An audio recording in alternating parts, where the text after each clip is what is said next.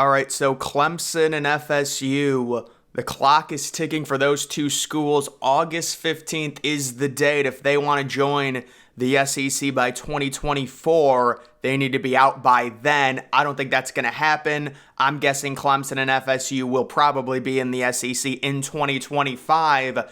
And one of the legal loopholes that might help them, you can take a look at this. Clemson football, can sovereign immunity get schools out of the ACC grant of rights? There's a lot of legal stuff involved in it. I'm going to go through all this stuff first with Clemson, then with FSU, and then kind of give my big picture take on the ACC and ESPN possibly working out some type of deal, because ESPN, they own the big time rights to both the SEC and the ACC. It could be beneficial for ESPN to say, look, we will mitigate this buyout fee, this possible process of Clemson and FSU going to the SEC if and only if the SEC adopts a 9-game conference model. That will make them more money. It'll make the conference get a lot higher ratings with those big-time games like Clemson at Georgia. But you can see it would be possible for an institution to negotiate an exit fee, but it would be very expensive. That's the whole idea of maybe ESPN lowers it in exchange for adding another game to the SEC's conference schedule, and then the ACC would possibly be in a Big 12 situation where they would lose their two best teams, but you're looking at adding teams like SMU, like maybe Stanford and Cal. There's been reports that it is confirmed 4 teams are holding out on voting Stanford and Cal in the conference. I'm very surprised, honestly, that Stanford wants to join the ACC based on travel, based on logistics, based on the fact they can just become an independent and possibly join the Big Ten. That just really confuses me. Maybe the Big Ten has told Stanford, no, you're not getting in. And now Stanford is saying, the Big 12, we denied them because they weren't a fit, but we're interested in the ACC even with the crazy travel situation. I wonder how interested Cal and Stanford would be in the ACC if they lost Clemson and FSU. Thus far, only one possible way anyone has suggested the grant of rights could be successfully broken has been for enough teams to vote to dissolve the league, which is a measure that likely doesn't have enough support, assuming it was possible. So that gets really complicated. There was a report that there was kind of a magnificent 7. There were 7 different schools. It was, Clemson, Miami, FSU. Obviously, those 3 are no-brainers. Believe it was also North Carolina, maybe NC State. I know Virginia Tech and Virginia were also involved in that. Could they get to 8, maybe 9 teams? We don't know the exact amount that's needed because it's not public, but could they potentially all vote together to get out of the league? Would it make sense for those teams to do it? The only way that would make sense is if 8 or 9 teams have a guaranteed landing spot in either the Big Ten or the SEC. And the Big Ten is running out of spots right now. So it really wouldn't make sense for someone you would think like Virginia Tech to say, hey, let's dissolve this. We're getting $41 million per year. We've got a big deal with ESPN. We're going to be on their networks through 2036. Let's dissolve that and join the Big 12. That wouldn't make any sense. Pittsburgh would never vote for it, because they would probably, if something happens to the ACC, they would probably be heading to the Big 12, let's be honest, and it would be a much worse TV deal for them going from the ACC to the Big 12. Sure, you would still get on ESPN and Fox, but that is a pay cut for you. So it does not seem like they have enough teams. It would be completely different if, let's say, 10 teams in the ACC were gonna be guaranteed or at least very likely joining the Big Ten or the SEC. That's just not the case. The SEC, even they're saying right now, they don't even want to add Clemson and FSU. Now, that's all just posturing. Of course they want to add those 2 schools. They're not going to come out and say it, but that is the whole idea. An idea that has been floated recently might be a possible way for a school to exit the grant of rights without being sued for breach of contract, and the precedent is the termination of the late Mike Leach by Texas Tech University.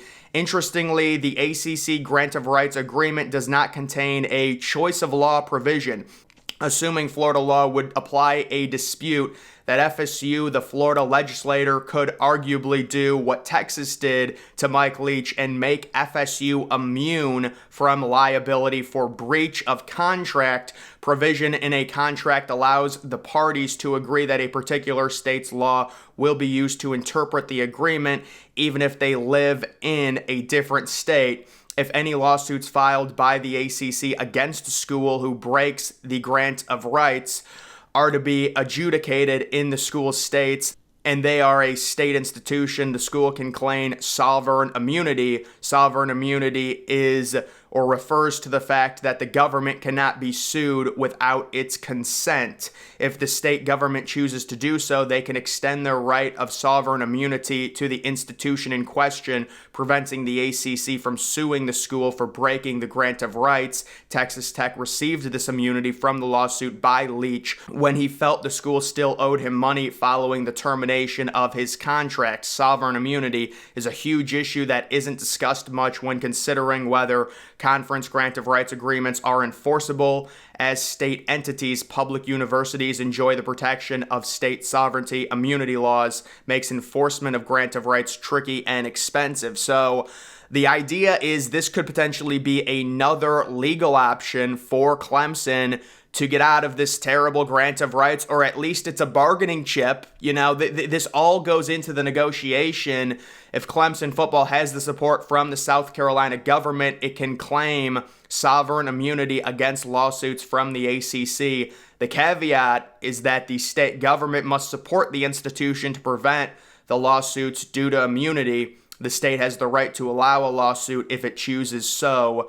Support in the state government would be something a school likely needs to confirm before taking action to break the grant of rights.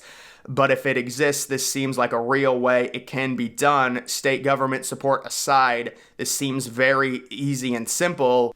I don't know if that's really all that easy and simple. It seems like Clemson would need full support from the South Carolina government to get out of it. And it's not even just Clemson. We have another path that possibly exists for Florida State. ACC exit due to omission in the grant of rights. Now let me just say, all of this, I'm sure there's way more to the story than what we're reading. Just the idea that, they can get out of it, with sovereign immunity, with help from their governments and support. I'm sure that this is all baked into the contract somewhere. This is considered an ironclad grant of rights.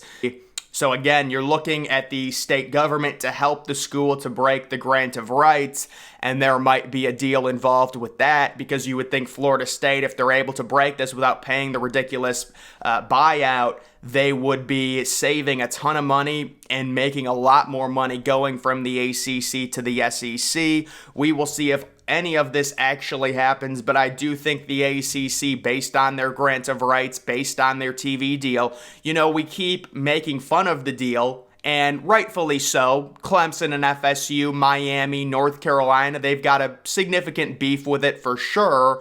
They should be making more money if life was fair. But you also have teams, that are a little bit lower in the ACC, like a Boston College, like a Pittsburgh, who they love the current, based on the Big 12, based on what just happened to the Pac-12, I'm sure they're perfectly fine with the current deal. Would they like to make more? You've got teams like Rutgers, teams like Northwestern going to be making 70, 80 million a year. I'm sure they would want to make that, but this is not the worst thing in the world. Those teams going to the Big 12, that would be a genuine pay cut, and I'm sure they don't like that.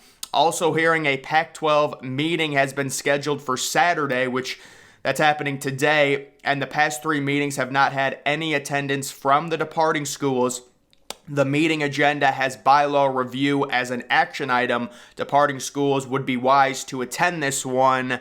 The idea is, I'm guessing maybe Arizona State, Utah, some of these schools may face some type of legal action against them for leaving.